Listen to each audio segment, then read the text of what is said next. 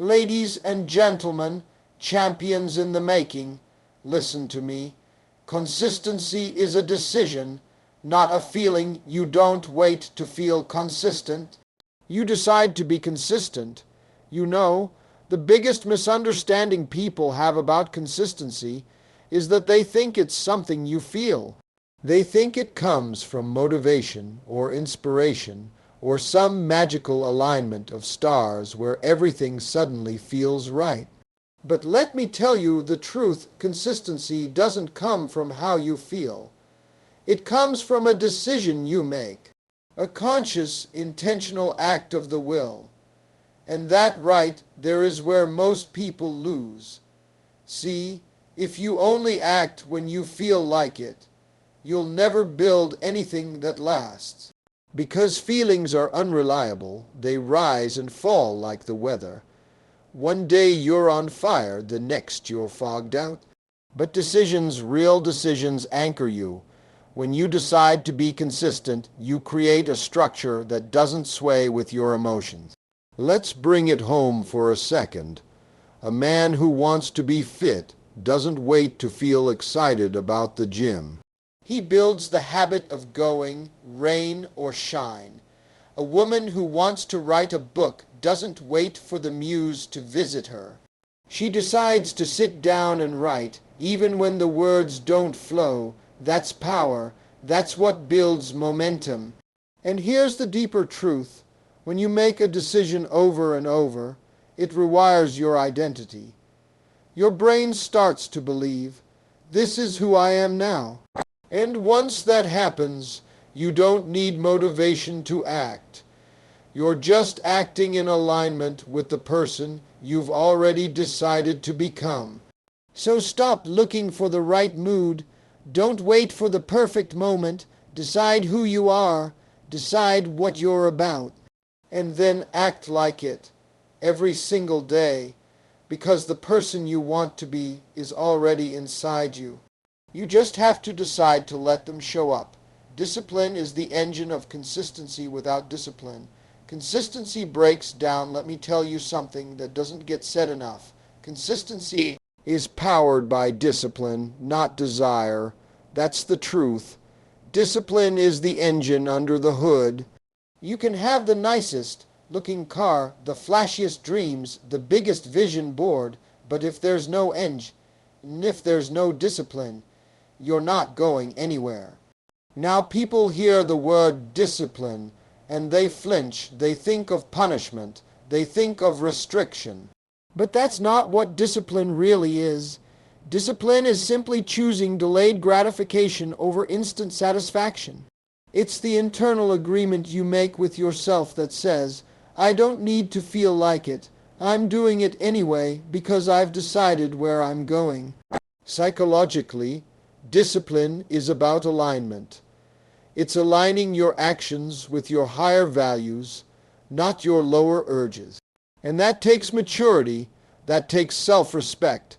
It takes understanding that your emotions may scream for comfort, but your purpose is calling for commitment.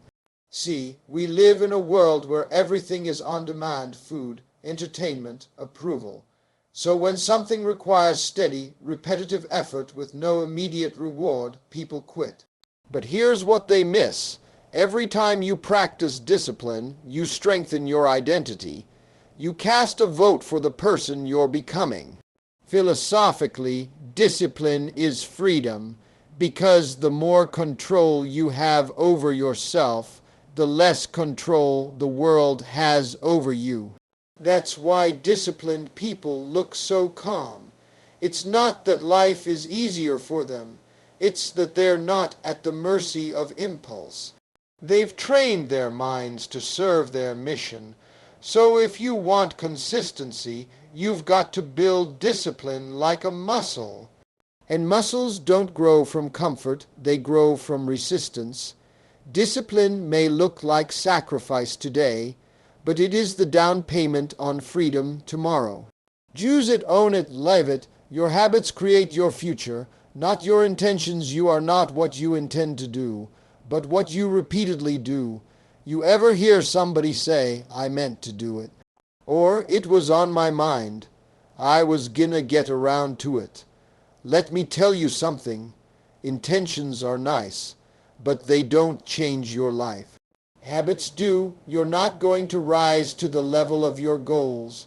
You're going to fall to the level of your systems. That means if your daily habits don't match the life you say you want, then your words are just noise. Now, I get it. We all have good intentions. We want to be healthier. We want to be wealthier. We want better relationships, a deeper connection with God, more discipline with our time. But wanting something doesn't create it. Doing something consistently, especially when it's hard, does. Because your habits are votes you cast every day for the person you are becoming. Let me break it down. If you read 10 pages of a book every day, you'll finish 12 books a year. That's not a goal, that's a habit. If you save 10% of your income every month, you're not just hoping for wealth, you're building it one choice at a time. The compound effect of small, repeated actions will outperform random bursts of intensity every single time. Psychologically, habits create neural pathways. You're literally wiring your brain to follow the same script. So when you repeat a pattern often enough, it stops being a decision. It becomes a default. That's where your power is. Not in thinking big once in a while, but in showing up small on purpose every single day. So check your habits. Don't just dream big. Live small. Because in the end, it's not what you intend that shapes your life. It's what you repeat. Resistance is a signal.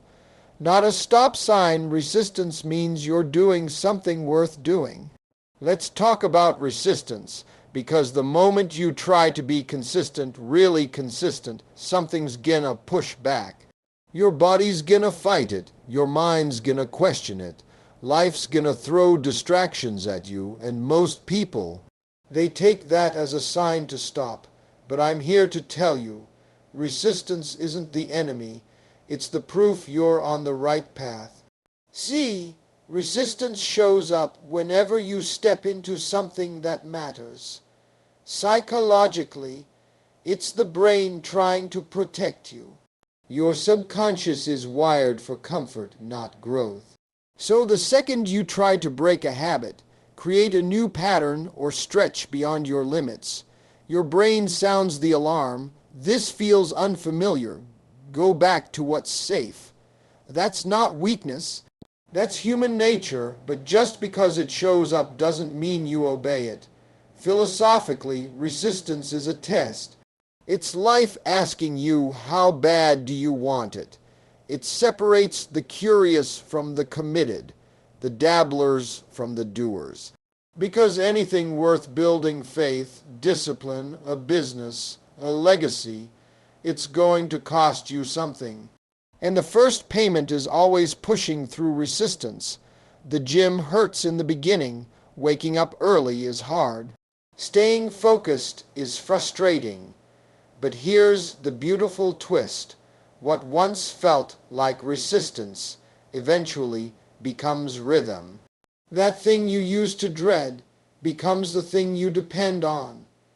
But you'll never get there if you quit when it gets uncomfortable. So don't take resistance as a stop sign. Take it as a signal. It means you're growing. It means you're moving. It means you're alive. If it's easy, it's probably not valuable, but if it's hard, and you're still pushing, you're becoming something powerful. Keep going. Success is a lagging indicator of consistency. The results show up after the reps. Let me explain something that'll change how you look at success. It's not immediate. It's not instant. It's not Amazon Prime. It doesn't show up 2 days after you do the work. Success is a lagging indicator. It shows up after you've been consistent for a while. That's why so many people quit. They think if the reward isn't quick, it must not be working. But growth happens underground before it ever breaks the surface. You don't go to the gym for a week and expect a six-pack. You don't eat healthy for 3 days and expect to drop 20 pounds. And you don't pray for a week and expect all your problems to vanish. That's not how real progress works. There's a delay between action and result, and that delay is where most people give up. Psychologically, this is called the valley of disappointment. It's the space between effort and evidence. It's when you're doing the right things, but you don't see the reward yet. And if you don't understand this principle, you'll sabotage your progress. You'll think the process isn't working when really, it's just not finished yet. Philosophically, this is about trust. Can you keep sowing seeds even when you don't see fruit? Can you keep walking even when there's no applause?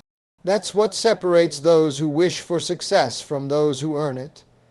The reward is coming, but it's coming at the speed of your consistency, not your impatience. So when you're putting in the work and nothing seems to be moving, remember, the results are catching up. Keep showing up, keep pouring in, keep trusting the process. Because consistency is the investment, and success is just the interest paid back over time.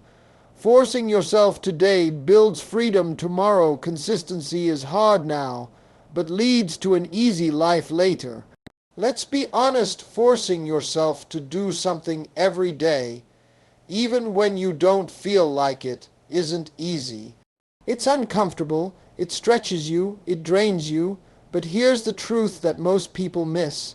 Forcing yourself today creates freedom tomorrow.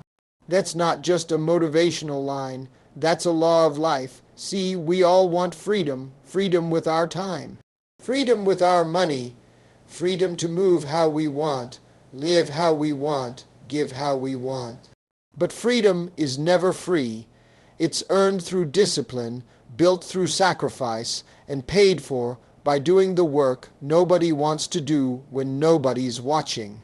Psychologically, this is called delayed gratification. It's the ability to choose what you want most over what you want right now. And it's a mental skill, a muscle you've got to train, because your brain is always chasing comfort, convenience, and escape. But success lives on the other side of that. Freedom is found on the side of consistency, structure, and follow through. Philosophically, this is about ownership. It's about being the architect of your life instead of the victim of your circumstances. When you force yourself to stay consistent even when you're tired, frustrated, or bored, you're building the kind of character that doesn't break when life hits back. You're becoming the kind of person who can handle the freedom when it finally comes. You either suffer the pain of discipline now or the pain of regret later. There's no shortcut, there's no hack, but if you're willing to do what's hard today, you set yourself up for a life that's a whole lot easier tomorrow. So force yourself to be consistent, because what feels like pressure now becomes power later.